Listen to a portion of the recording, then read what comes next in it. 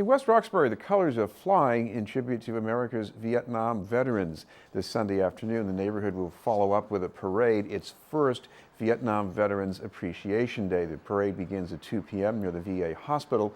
To tell us about the parade are its two co-chairs who served in Vietnam with the U.S. Marines. We'd like to welcome John MacGillivray and Warren Griffin. Thank you both very much for being with us, gentlemen. Thank you very much. It's nice to be here. I want to start with John. I know that this is the 40th year after the war ended, but in a more personal way, why have this kind of event now?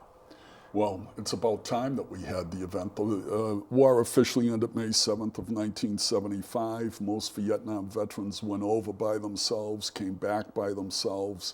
They never had a parade. Unlike our fellow OIF, OEF vets who frequently go over in a unit, come back in a unit, greeted by the governor or others, our Vietnam brothers and sisters never were.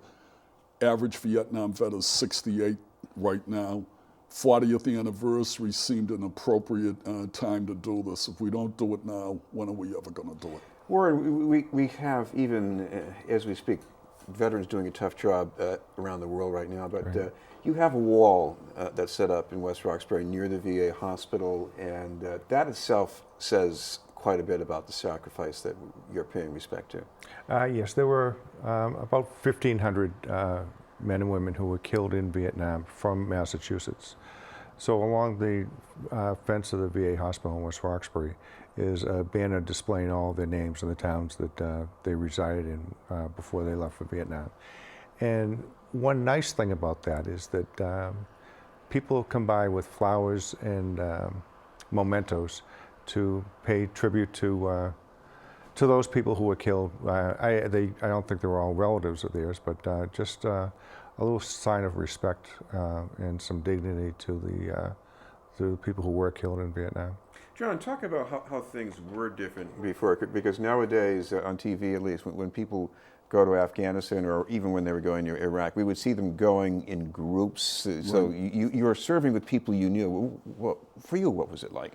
Well, I'll tell you, what would happen back then is the average Vietnam veteran would go over, like I said earlier, by him or herself, be assigned to a unit, do their 13-month tour, and then come back as an individual. And when they came back, frequently they were, let's say, disrespected by the public at the time. Today, I think people have evolved so that they can differentiate between disagreement with government policy and the veterans who are enacting that policy. They don't, have to put the two together. So I think that's a big thing. Also, you see that they've learned a lot about the treatment of injuries and illnesses, particularly post-traumatic stress and traumatic brain injuries. And these are things that during Vietnam were not really recognized, but today it's evolved and the treatment's better. So I think there's no good injury or illness or anything for any veteran, but I am very happy for our brothers and sisters today that they're getting far better treatment than the Vietnam veterans did. Warren, tell me about the things you're going to have planned for Sunday. Well, we're going to start off with the parade. Kicks off at 2 o'clock in the afternoon. There are over 50 groups now that are going to be participating in this. We're going to go up Spring Street to Center Street to LaGrange Street. And just as you turn right in LaGrange Street is Billings Field. And at Billings Field, there's going to be a disc jockey with 60s music. There's going to be food of hot dogs, chips, coffee, and water to sit around and listen to the music. But there's also going to be informational tables set up there. The VA is one of the organizations. There are some banks coming down to explain veterans benefits. So there's going to be quite an array of tables explaining the different benefits for veterans. That's one of the things that I enjoy doing is working with the Marine Corps League, is just trying to get the word out there to the general veteran. There's a lot of benefits available, but they aren't fully utilized because the people just aren't aware of it. Through no fault of anybody's, they just aren't aware of it. So as I say, I keep banging the gong to let people know what's available to them. And John, I guess before the parade, some of you are going to drop into the VA hospital too. Yeah, part of the reason, actually, one of the reasons we're doing this in West Roxbury is so that we can visit with the veterans who are patients at the VA Medical Center in West Roxbury.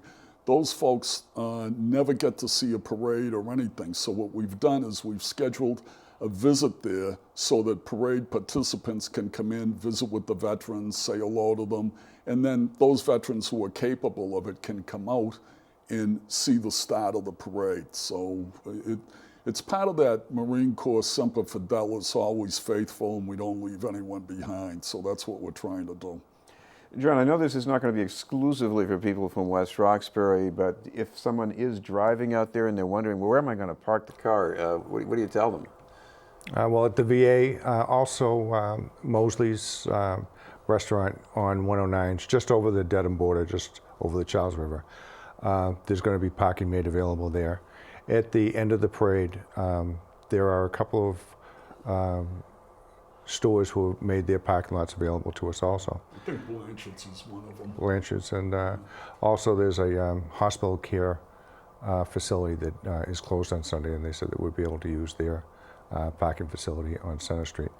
And just to add on to what John said about visiting the patients, a group of us went down to Bethesda a few years ago, and we were visiting the Marines who were there, and there was one young man who was immobile with the trapezoid to keep his arms and legs in place, and his mother was there visiting with him, and she was very sad, but putting in her time. We came in to visit, and a friend of mine, Jim Hastings, came in and he said, "Do you know?" He said, "This is exactly the way I looked in 1968 after I got hit."